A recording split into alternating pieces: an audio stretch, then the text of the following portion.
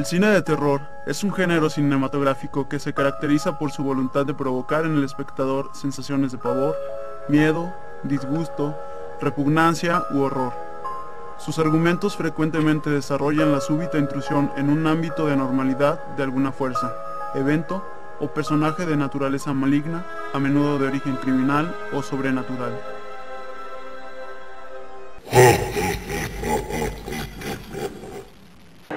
Bueno, el género del terror es toda manifestación cinematográfica que ofrece unas sensaciones de miedo, de asco, ilusión, de terror. Y bueno, depende también de qué época lo que sea el terror, es una función. Hay que recordar que de alguna manera es una necesidad humana sentir terror, pero también es una manifestación de nuestros miedos colectivos. Entonces hay que ubicarla en el momento para estudiar el tipo de terror.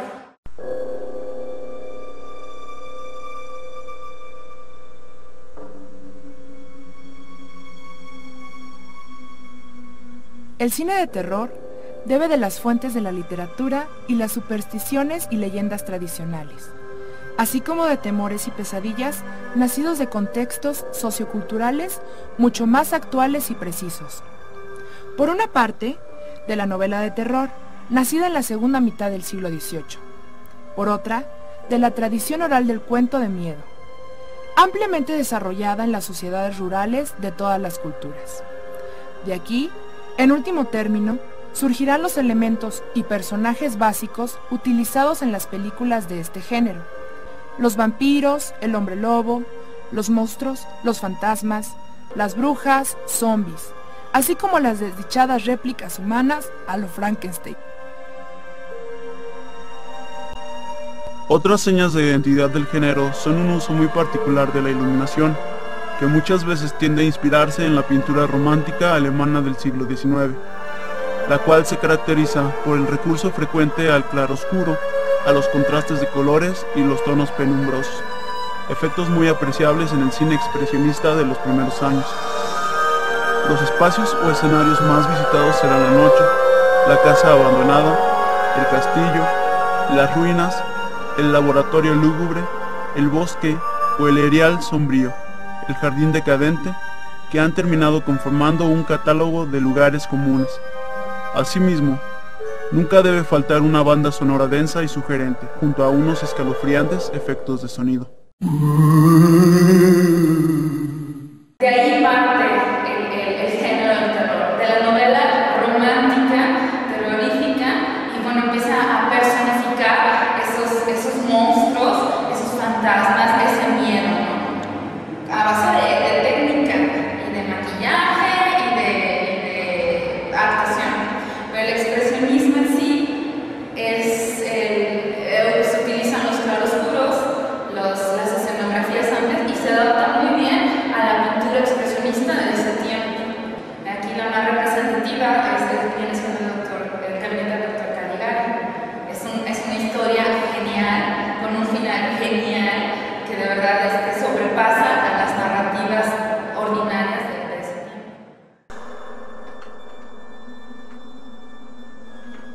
El público se siente atraído hacia ese tipo de películas precisamente por los estímulos emocionales novedosos e intensos que recibe, es decir, lo insólito, escabroso, inscrito momentáneamente en la rutina diaria. Los efectos fisiológicos que experimenta el espectador horrorizado en su butaca incluyen fuertes subidas de adrenalina, con dilatación de pupilas, aceleramiento cardíaco y respiratorio, y sudor, todo lo cual, por lo común, se cierra con un desahogo final, en el cual, de acuerdo con el remate que haya tenido la historia, reinará el consuelo o el desconsuelo.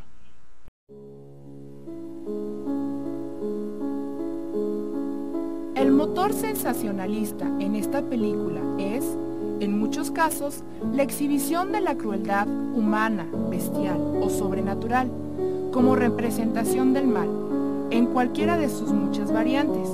Y esto explica que la gran competencia comercial en esta industria haya generado una escala indiscriminada de contenidos truculentos en el género a lo largo de los últimos años.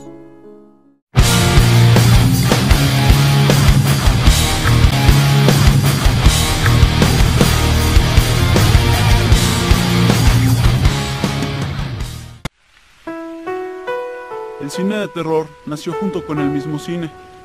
Los hermanos Lumière grabaron en 1895 la cinta La llegada de un tren. En esta película, como su nombre indica, únicamente se mostraba la llegada de un tren, solo que, dado que el cine era un invento desconocido para la mayoría de los espectadores, estos creían que el tren se iba a salir literalmente de la pantalla para arrollarlos. Los primeros espectadores de la cinta gritaban y escapaban de la sala aterrorizados. Solo que en La llegada de un tren, por supuesto que la intención no era asustar al público, pues los hermanos Lumière únicamente trataban de dar a conocer el cinematógrafo y demostrar cosas cotidianas de la vida mediante este. Las primeras películas deliberadas de terror comienzan con la llegada del siglo XXI. Bueno, el golem es como un Frankenstein, pero él viene de una leyenda alemana. Bueno, es un monstruo que se revive para vengar una situación, ¿no? entre grupos. Y entonces lo crean, igual como crearon a Frankenstein con una misión, pero este golem tiene una piedra que es la que lo hace vivir, es como el cabello de Sansón. Entonces, nadie sabe cómo derrotar al golem. Y la película trata de todo esto, de cómo hasta que una niña le quita la pierna y lo desmantela, o sea, ya se muere. Entonces aquí hay una serie de reflexiones, ¿no? Cómo hace que la niña, para que se vuelva el monstruo no era tan malo y esa clase de cosas, ¿no? Pero me parece que es muy interesante y por ese terror, ese manejo del terror, del horror, de esa conversión de un monstruo, sí, un origen de un monstruo. Y bueno, el golem tiene que ver mucho con la identidad de la banda. Esta producción cinematográfica de Wallace Worsley de 1993 estuvo basada en la célebre leyenda del jorobado de Notre Dame, en donde una bella gitana de nombre Esmeralda baila en la plaza. Entonces es vista por Jehan, un hombre malvado de mucho poder. Obsesionada por la belleza de Esmeralda, Jehan le ordena a Quasimodo, el jorobado campanero de la iglesia de Notre Dame, secuestrarla para llevársela, pero Quasimodo es capturado y azotado. Entonces Esmeralda será la única que le demuestra bondad. Quizá la película más importante de la década de los 20 e inspiración para muchas otras que le sucedieron. Nosferatu está basada en la mítica novela de Bram Stoker, Drácula. Fue el primer filme verdaderamente de terror y dio origen al propio género. Fredrik Wilhelm Murnau fue quien se encargó de rodar esta película. Sin embargo, su idea original era hacer la historia de Drácula, pero al ver la negativa de los dueños de los derechos de Drácula, se limitó a cambiar nombres y adaptar un poco la historia a su manera. Aún así fue demandado y la corte ordenó destruir todas las copias de Nosferatu. La película ya había sido distribuida por varios lugares del mundo y algunas cintas fueron guardadas hasta que la viuda de Bram Stoker murió. Entonces Nosferatu salió una vez más y pasó a ser parte del dominio público.